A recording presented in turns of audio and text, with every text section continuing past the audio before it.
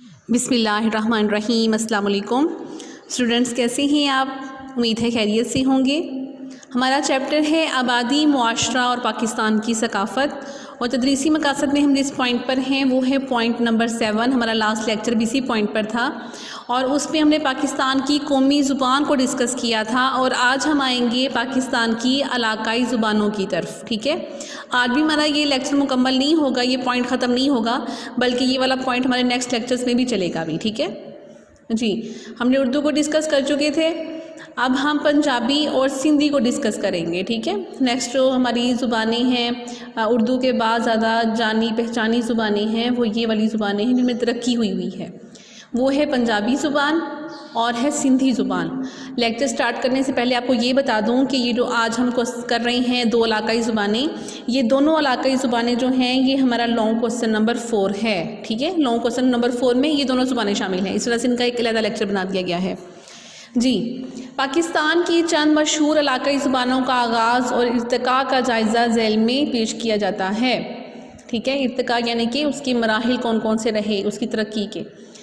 اب ہے پنجابی۔ سب سے پہلے پنجابی زبان صوبہ پنجاب کی بہت قدیم زبان ہے، اس لیے اس زبان کا ربط قدیم دراوڑی یا ہڑپائی زبان سے ملتا ہے۔ ٹھیک ہے، اس کا رابطہ یہ دو زبانوں سے ملتا ہے۔ تاریخی اور جغرافیائی تبدیلیوں کے باعث اس کے 6 بڑے لہجے یا بولیاں ہیں۔ ٹھیک ہے، اور ان کو مختلف ناموں سے پکارا جاتا ہے، وہ کون کون سی ہیں؟ نمبر 1 شاہپوری، ماجھی، چھاچھی، سرائکی، دھنی اور پوٹھوہاری، اور جو اس کا معیاری لہجہ مانا جاتا ہے وہ ہے ماجھی۔ ٹھیک ہے، اس کا معیاری لہجہ کون سا ہے؟ ماجھی ہے، جو لاہور اور اس کے آس پاس کے علاقے میں رائج ہے۔ اب اس پیراگراف میں ہم نے کیا کیا دیکھا؟ سب سے پہلے ہم نے دیکھا کہ جو پنجابی زبان ہے وہ پنجاب کی بہت قدیم زبان ہے، اس کا ربط جو ہے وہ کس کس کے ساتھ ہے؟ دراوڑی اور ہڑپائی کے ساتھ۔ ٹھیک ہے، اس کے بعد ہم نے دیکھا کہ اس کی 6 بڑے لہجے اور بولیاں ہیں، وہ کون کون سی ہیں؟ شاہپوری، ماجھی، چھاچھی، سرائکی، دھنی اور پوٹھوہاری۔ اور پھر ہم نے دیکھا کہ جو معیاری لہجہ ہے وہ ہے ماجھی۔ پنجابی کا معیاری لہجہ کون سا ہے؟ ماجھی، اور اس کی بولیاں کتنی ہیں؟ 6۔ ٹھیک ہے، یہ آپ کو یاد ہونی چاہیے۔ جی، نیکسٹ ہے پنجابی زبان کے علم و ادب کی نشاندہی کہاں سے ہوئی تھی؟ محمود غزنوی کی آمد کے زمانے سے ہوتی ہے۔ ٹھیک ہے، پنجابی زبان کی نشاندہی یہاں سے ہوتی ہے۔ اس دور کی شاعری کا جو موضوع ہے وہ تصوف، پیار و محبت اور حب الوطنی ہے۔ ٹھیک ہے، یہ 3 اس کے موضوع ہیں۔ اس سلسلے میں حضرت، اب کون کون مشہور رہا ہے مختلف ٹائم میں؟ ٹھیک ہے، اس سلسلے میں حضرت بابا فرید گنج شکر رحمۃ اللہ علیہ کا نام آتا ہے، اس کے بعد حضرت سلطان باہو رحمۃ اللہ علیہ کا نام آتا ہے، اور بابا بلے شاہ رحمۃ اللہ علیہ اور خواجہ غلام فرید رحمۃ اللہ علیہ وغیرہ کا دور آتا ہے۔ ٹھیک ہے، پہلے کس کا دور ہے؟ بابا فرید گنج شکر رحمۃ اللہ علیہ، اس کے بعد حضرت سلطان باہو رحمۃ اللہ علیہ، پھر بابا بلے شاہ رحمۃ اللہ علیہ اور خواجہ غلام فرید رحمۃ اللہ علیہ۔ ٹھیک ہے، اور ان کی شاعری ہمیں آج بھی سننے کو ملتی ہے اور بہت خوبصورت لگتی ہے۔ تصوف کے ساتھ ساتھ اپنے زمانے کے معاشرتی اور سیاسی حالات کے رنگ و اثرات ان پر غالب تھے ان کی شاعری میں۔ ٹھیک ہے، اس کا اظہار خاص اور عام فہم مقامی علامتوں میں نظر آتا ہے، یہی وجہ ہے کہ ان کا کلام عوام میں بے حد مقبول ہے۔ دیکھیں یہاں پہ تھا کا ورڈ نہیں آیا، یہ آج بھی عوام میں بہت مقبول ہے، مشہور ہے۔ پنجابی زبان کی شاعری میں داستان گوئی کو خاص مقام حاصل ہے۔ ٹھیک ہے، جن شعراء نے پنجابی کی لوک داستانوں کو منظوم کیا، اس کو لکھا، ان میں وارث شاہ کا قصہ، یہ بہت مشہور قصے ہیں اور ان پہ ڈرامے بھی بن چکے ہیں، فلمیں بھی بن چکی ہیں، اس پر کہانیاں بھی لکھی جا چکی ہیں، رد و بدل بھی ہو گیا ہے، لیکن بہت مشہور قصے ہیں اور لوگ ان کو سچ مانتے ہیں اور لوگوں کو ایسا لگتا ہے کہ یہ سچائی بیان کی گئی ہے۔ ٹھیک ہے، یہ ان کے قصے ہیں۔ یہ کون سے ہیں؟ وارث شاہ کا قصہ ہیر رانجھا، ہاشم شاہ کا قصہ سسی پنو، حافظ برخوردار کا قصہ مرزا صاحبان، فضل شاہ کا قصہ سہنی مہیوال وغیرہ مشہور ہیں۔ ان قصوں میں اعلیٰ درجے کی شاعری کے علاوہ اس وقت کی پنجاب کی تاریخ، ٹھیک ہے، نیز اس کے علاوہ معاشی، مذہبی اور معاشرتی زندگی کی بھرپور جھلک بھی دکھائی دیتی ہے۔ ٹھیک ہے، تو اس سے لکھے گئے۔ دوسرا ہمیں پتہ چلتا ہے کہ اس زمانے میں کس طرح کا معاشی نظام تھا، مذہبی لحاظ سے لوگ کس طرح اٹیچ تھے، معاشرتی نظام کیسا تھا۔ ٹھیک ہے. اب ہم نے کیا دیکھا فرسٹ پیراگراف میں؟ تو ہم نے دیکھا کہ اس کی لہجے کون سے ہیں، ترقی کہاں سے ہوئی. دوسرے میں ہم نے دیکھا کہ اس کی نشاندہی کون سے زمانے میں ہے، اور کس نے ان کے کون اس کے مشہور تھے پنجابی زبان کو لے کر. ٹھیک ہے. اس کے بعد ہم نے داستان گوئی کو دیکھا تھرڈ پیراگراف میں، اور ہم نے قصے دیکھے کہ کس نے لکھے ہیں، اور شاعری، وہاں پر شاعری تو نہیں میں کہوں گی کہ شاعری کے علاوہ جو وہ قصے تھے ان میں کس چیز کی جھلک نظر آتی تھی. ٹھیک ہے. پھر ہے مشہور پنجابی ناول نگاروں میں دلبیر سنگھ، میرن سنگھ اور سیدہ بخش منہاس کے ناول بہت مشہور ہیں. پنجابی کے ناول کس کے مشہور ہیں؟ دلبیر سنگھ کے، میرن سنگھ اور سیدہ بخش منہاس کے. پنجابی ادب کی عالمی ادب میں نظیر نہیں ملتی. ٹھیک ہے. عالمی ادب کی بات ہو رہی ہے. پنجابی ادب کی عالمی ادب میں نظیر نہیں ملتی، کیونکہ یہ اپنے اظہار کے حوالے سے ایک بھرپور، مؤثر اور بے باک تصویر پیش کرتا ہے.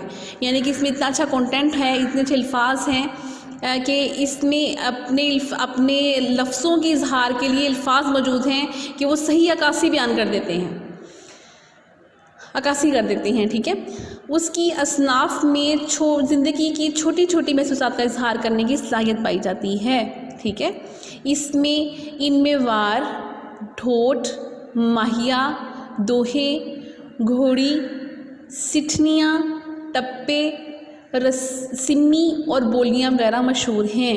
ٹھیک ہے. پنجابی میں جیسے ہماری غزلیں ہوتی ہیں، نظمیں ہوتی ہیں، اسی طرح پنجابی زبان میں یہ کچھ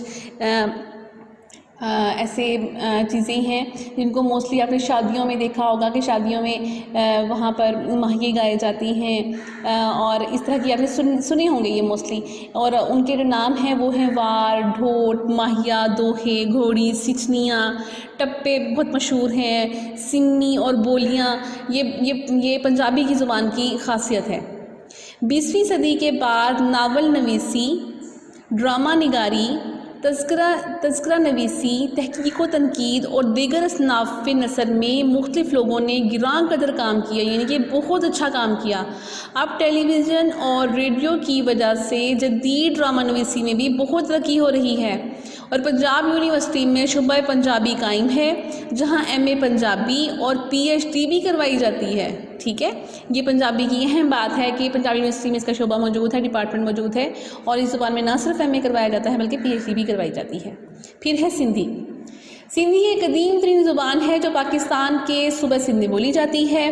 ٹھیک ہے. آریائی خاندانوں سے تعلق کے باعث یہ دریائے سندھ کی وادی اور ارد گرد کے علاقوں میں بولی جاتی ہے. آریائی خاندان سے تعلق کی باعث. ٹھیک ہے. یہ کہاں بولی جاتی ہے؟ دریائے سندھ کی وادی اور ارد گرد کے علاقوں میں. اس زبان پر کن کے اثرات نمایاں ہیں؟ وہ ہیں یونانی، ترکی، ایرانی، دراوڑی، سنسکرت، عربی اور فارسی. ان کے اثرات نمایاں ہیں. اس کا لکھنے کا انداز عربی خط جیسا ہے، اور انگریزوں کی آمد کے بعد انگریزی کے الفاظ بھی سندھی میں شامل ہو گئے، اور اس طرح ان کے ذخیرہ الفاظ میں بہت زیادہ اضافہ ہو گیا. ٹھیک ہے. یہ زبان اپنی قدیمی ثقافتی ورثے کے سبب پاکستان کی دیگر علاقائی زبانوں کی نسبت زیادہ مضبوط ہے. ٹھیک ہے. اب ہم نے اس میں کیا ڈسکس کیا کہ یہ سندھ میں بولی جاتی ہے، آریائی خاندان سے تعلق کے باعث یہ دریائے سندھ کی وادی اور دیگر اور ارد گرد کے علاقوں میں بولی جاتی ہے. اور اس میں کن کے اثرات نمایاں ہیں؟ یونانی، ترکی، ایرانی، دراوڑی، سنسکرت، عربی، فارسی کے اثرات نمایاں ہیں. اس کو لکھنے کا انداز عربی جیسا ہے، اور جب انگریز یہاں پر آئے تو اس پہ سندھی میں انگریزی الفاظ بھی شامل ہو گئے، جس کی وجہ سے اس کے ذخیرہ الفاظ میں اور وسعت آ گئی. ٹھیک ہے. اب آگے ہے سندھی زبان کے کئی لہجے ہیں. وہ کون سے ہیں؟ وہ ہے راجستھانی علاقے میں کیچی، کاٹھیاواری، عقدی کی بولیاں رائج ہیں، جبکہ باقی علاقوں میں مستعمل بولیوں کو کوہستانی، سرائکی اور وچولی کہا جاتا ہے. ٹھیک ہے. اب دیکھیں سندھ کے زیری اور راجستھانی علاقے میں سے کیا بولیاں ہیں؟ کیچی، کاٹھیاواری اور عقدی، جبکہ باقی علاقوں میں مستعمل بولیوں کو کوہستانی، سرائکی اور وچولی کہا جاتا ہے. ٹھیک ہے. ان کا معیاری لہجہ کون سا ہے؟ ساہتی. ٹھیک ہے. پنجابی کا ہم نے لہجہ کہا تھا معیاری کون سا ہے؟ ماجھی. اور ان کا کون سا ہے؟ ساہتی. علمی، ادبی اور صحافتی نگارشات میں اولیا درجہ رکھتا ہے، ٹھیک ہے۔ اب ہم دیکھیں گے پوری مسلم کو دنیا کی مقامی زبانوں میں سندھی ہی واحد زبان ہے۔ یہ بہت اہم پوائنٹ ہے، شارٹ کوسچن کے لحاظ سے، آپ کے نالج کے حساب سے، ہر لحاظ سے پوری مسلم دنیا کی مقامی زبانوں، مسلم دنیا، ٹھیک ہے، پوری مسلم دنیا کی مقامی زبانوں میں سندھی ہی واحد زبان ہے جس میں قرآن پاک کا پہلا ترجمہ کیا گیا۔ سندھی زبان اس علاقے میں اسلام کے آنے سے پہلے بھی ترقی یافتہ تھی اور سندھی لکھنے پڑھنے کا رواج عام تھا۔ بعد میں مسلمانوں کے آنے کے بعد عربی کے ساتھ ساتھ اس کو بھی مکمل طور پر اہمیت حاصل رہی ہے، ٹھیک ہے۔ اب اس کا دور جو مانا جاتا ہے سرائکی کا، وہ یہاں پر ہے۔ 1050 سے 1350 تک کے دور میں ادبی اور دینی تخلیقات میں خاص طور پر کام کیا گیا۔ یہ سندھی زبان کی ادبی تاریخ کا ابتدائی دور تسلیم کیا جاتا ہے، جس میں حب الوطنی، عزم، خودداری اور روحانی عقائد کے موضوعات پر لکھا گیا۔ اس دور کی داستان، قصہ اور گنان قابل ذکر اصناف ہیں۔ گنان کیا ہے؟ گنان جو ہے وہ شاعری کا ایک منفرد انداز تھا۔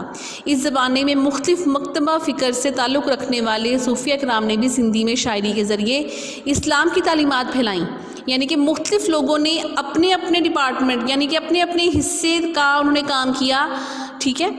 پھر ہے حضرت، اب جس نے زیادہ اس کی صوفی شاعری کی شاعری میں کام کیا وہ کون کون سے تھے، اب اس میں دیکھ لیں ہم۔ حضرت شاہ عبداللطیف بھٹائی اور حضرت سچل سرمست رحمۃ اللہ علیہ جو ہیں، جیسے قومی صوفی شعراء اپنی بے مثال شاعری سے سندھی ادب کو مالا مال کر چکے تھے، ٹھیک ہے۔ اس دور کو سندھی ادب میں سنہری دور سے تسلیم کیا جاتا ہے، تعبیر کیا جاتا ہے۔ کس کے دور میں؟ شاہ عبداللطیف بھٹائی اور سچل سرمست کے دور میں۔ شاہ عبداللطیف بھٹائی نے عام زندگی اور غریب و محنت کش طبقے کی عظمت کو اجاگر کیا۔ انہوں نے شاعری کے لیے تمثیلی انداز اختیار کیا، جس کا بنیادی مواد وہ سندھ کی لوک کہانیوں سے لیتے تھے۔ اسی وجہ سے سندھ کے ہر کونے میں ان کی شاعری کی گونج سنائی دیتی ہے، ٹھیک ہے، یہ بھی سنائی دیتی ہے۔ شاہ جو رسالوں کی شاعری کا لاجواب مجموعہ ہے۔ عظیم مرتبت شاعر سچل سرمست نے سندھی، اردو، سرائکی، پنجابی اور فارسی میں شاعری کی۔ کس نے؟ سچل سرمست نے۔ کس زبانوں میں؟ سندھی، اردو، سرائکی، پنجابی اور فارسی میں شاعری کی۔ وہ صوفی منچ انسان تھے اور تصوف میں وحدت و وجودان کا خاص موضوع تھا، ٹھیک ہے۔ شاعری کے ساتھ ساتھ نثری ادب میں بھی اساتذہ، علماء اور مبلغین کی اجتماعی کوششوں سے کثیر سرمایہ جمع ہوا۔ کس میں؟ نثری ادب میں، ٹھیک ہے۔ اس سلسلے میں ابو الحسن سندھی کی کوششیں نمایاں ہیں۔ انہوں نے سندھی کے لیے عربی رسم الخط کی بنیاد بنا کر ایک نیا رسم الخط تیار کیا، ٹھیک ہے۔ اس سلسلے میں دوسرا نام مخدوم محمد ہاشم کا آتا ہے۔ یہ یہاں پہ کس کی بات ہو رہی ہے؟ نثری ادب کی۔ اس پہ پہلا نام کس کا آتا ہے ہمارے پاس؟ ابو الحسن سندھی کا، ٹھیک ہے۔ دوسرا نام کس کا آتا ہے؟ مخدوم محمد ہاشم کا۔ وہ بہت بڑے عالم دین تھے۔ انہوں نے فارسی اور سندھی میں قریباً 150 کتابیں لکھی، جن کا موضوع اسلامی عقد کی تصحیح اور تشریح ہے، یعنی کہ اس کا پھیلاؤ اور اس کو بیان کرنا، پھیلا کر بیان کرنا، صحیح طریقے سے بیان کرنا، اس کی تشریح کرنا، یعنی کہ عام الفاظ میں۔ ان میں سے بعض کو آج بھی دینی مدارس اور مصر کی جامعہ زہر میں نصابی کتب کی حیثیت سے حاصل ہے۔ اس زمانے میں اخوند عزیز اللہ نے قرآن پاک کا نثری ترجمہ کیا۔ انگریزوں کے دور میں سندھی زبان کو بہت ترقی حاصل ہوئی۔ اس دور میں مرزا کلیچ بے کا نام بہت اہم ہے۔ انگریزی دور میں بھی سندھی زبان نے ترقی کی، اور اس دور میں کس کا نام قابل ذکر ہے، قابل اہم ہے یا بہت اہم ہے؟ وہ ہے مرزا کلیچ۔ انہوں نے شاعری اور دوسری موضوعات پر قریباً 400 کتابیں لکھیں۔ انگریزوں کے دام تسلط میں، یعنی کہ وہ جو پاور میں تھے، برصغیر کی سیاسی اور سماجی زندگی میں بہت اہم تبدیلیاں آئیں اور لوگوں میں شعور پختہ ہوا۔ اس دور میں سندھی صحافت کو فروغ حاصل ہوا۔ قرآن پاک کا منظوم ترجمہ مولوی ملاح نے 1970 کے عشرے میں کیا۔ بیت، وائی، کافی اور مولود وغیرہ سندھی زبان کی مخصوص شعری اصناف ہیں۔ جدید ادب رجحانات میں سندھی زبان بھی دوسری زبانوں کے ساتھ ساتھ متاثر ہوئی۔ پاکستان کے معرض وجود میں آنے کے بعد جدید افسانہ ڈرامہ نگاری، ادب، تحقیق اور دوسرے علمی میدانوں میں خاصا کام ہوا ہے۔ جدید ادیبوں نے روایتی انداز کو جدید رجحانات سے ہم آہنگ کیا ہے اور تمام تر نثری اصناف کو جلا بخشی ہے، یعنی کہ ترقی دی ہے۔ سندھی زبان کی ترقی کا ادارہ فعال کردار ادا کر رہا ہے۔ تحقیق و تنقید میں بھی نمایاں ترقی ہوئی ہے۔ ٹھیک ہے، اب ہم نے کس کس چیز کو ڈسکس کیا ہے؟ پنجابی کو ڈسکس کیا ہے اور سندھی کو ڈسکس کیا ہے۔ پنجابی میں ایک دفعہ دوبارہ دیکھ لیں، فرسٹ پیراگراف میں ہم نے کیا کیا ڈسکس کیا ہے۔ پنجابی زبان جو ہے وہ کس سے ربط رکھتی ہے، اس کی بولیاں کتنی ہیں، معیاری لہجہ کون سا ہے۔ پھر اس میں کس کس نے کام کیا؟ حضرت بابا فرید گنج شکر رحمۃ اللہ علیہ نے، حضرت سلطان باہو رحمۃ اللہ علیہ نے، بلے شاہ رحمۃ اللہ علیہ نے، خواجہ غلام فرید رحمۃ اللہ علیہ نے۔ ٹھیک ہے، اور اس کے اثرات نمایاں ہیں کہ وہ کس کس چیز کو اہمیت دیتے تھے اور ان کا کلام آج بھی مقبول ہے۔ اس کے بعد لوک داستانوں کے بارے میں ہے کہ وہ کون کون سی تھیں اور کس کس نے لکھی تھیں۔ اس کے علاوہ پنجاب ناول نگار کون کون سے رہے ہیں، اور اس کے بعد اس کی اور بولیاں کون کون سی مشہور ہیں، یعنی کہ اس کو کس طرح منظم کیا گیا ہے۔ اور اس کے علاوہ ڈرامہ نگاری میں، ناول نویسی میں، تحقیق میں، اصناف نثر میں کس طرح ترقی ہوئی ہے، اور پنجاب یونیورسٹی میں پنجابی کا شعبہ موجود ہے اور وہاں پر ایم اے کے ساتھ ساتھ پی ایچ ڈی بھی کروائی جاتی ہے۔ پھر سندھی کا ہے، اس میں بتایا گیا ہے کہ اس کا یہ اسٹارٹ کہاں سے ہوئی، اس کا ربط کس کے ساتھ ہے، کون کون سی زبانیں اس میں شامل ہیں، اور اس کے بعد اس میں اور اسپیشلی یہ بتایا گیا کہ یہ پہلی زبان ہے جس میں قرآن پاک کا ترجمہ کیا گیا تھا۔ اور اس کے بعد اس کا دور کون سا مانا جاتا ہے؟ 1050 سے 1350 کا اس کا بہت خاص دور مانا جاتا ہے، ابتدائی دور مانا جاتا ہے۔ اس میں شاہ عبداللطیف بھٹائی، سچر سرمست کے نام بہت مشہور ہیں۔ اس کے علاوہ اس کی جو اس کی نثری ادب کو مرتب کرنے والے جو لوگ ہیں ان میں دو لوگوں کے نام بہت مشہور ہیں، ایک عبدالحسن سندھی کا اور دوسرا مختوم محمد ہاشم کا۔ ٹھیک ہے، اور اس کے علاوہ جو انگریز کا دور تھا، انگریزوں کے دور میں مرزا کلیش نے بہت کردار اپنا ادا کیا تھا۔ اور اس کے علاوہ قرآن پاک کا منظوم ترجمہ جو ہے 1971 کے عشرے میں کیا تھا، مولوی ملا نے کیا تھا۔ اور اس طرح کس طرح اس میں کس شعبے میں ترقی ہوتی گئی اس کا ذکر اس میں کیا گیا ہے۔ ٹھیک ہے، اور انشاءاللہ یہ لیکچر آپ کو سمجھ آ گیا ہوگا۔ یہ ہمارا شارٹ لانگ کوسچن بھی ہے، اس کو بہت دھیان سے کیجیے گا۔ اوکے، جزاک اللہ، اللہ حافظ، اپنا خیال رکھیے گا۔